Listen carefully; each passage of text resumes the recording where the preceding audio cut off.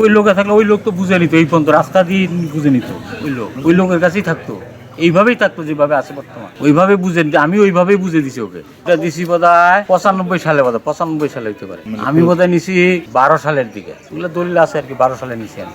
এখন পজিশন আমার 42 আছে, 4 শতক আর একটা আমার দলিল করা আছে ওয়ারিশ সূত্রে।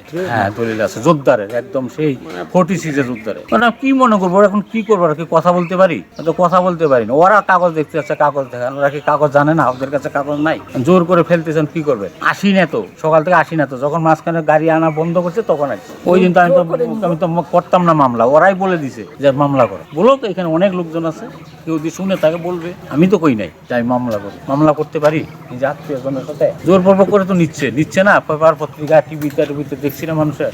এইটা কেন এর চেয়ে বড় বড় নিয়ে নিচ্ছে?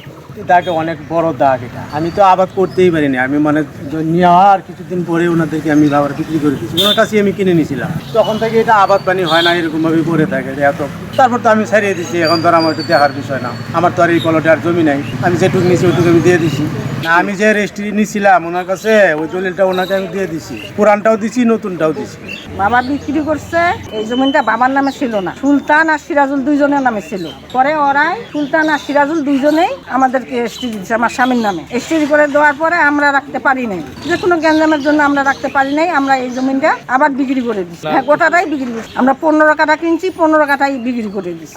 বিক্রি করার পরে ওই লোক আবার বিক্রি করতেছে, যখন উনি বিক্রি করতেছে তখন আবার ওই হেলিমুদ্দিনের কাছ থেকে আবার আমরা কিনছি, এই পর্যন্তই আমরা কিনছি। তারপরে এইটা তো আমরা দখল করে খাইতেই আছি, আমাদের দলিল আছে, সবকিছু আছে, আমরা এরিয়া গাছ লাগাইছি, এরিয়া আছে, দোকান পাশার করছি, ভাড়া দিয়ে এই পর্যন্ত আমরা খাইতেই আসছি।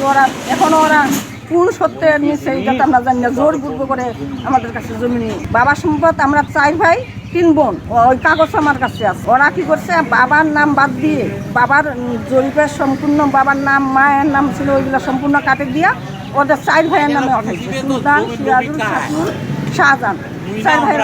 বাবার নামে রেকর্ড হওয়ার পরে আমি চেয়ারম্যানের নিয়েছি, নেওয়ার পরে ওইটা আমি খাজনা খারিজ করে নিছি, ওইটাতে গেছি, ওইটাও আমাকে দখল।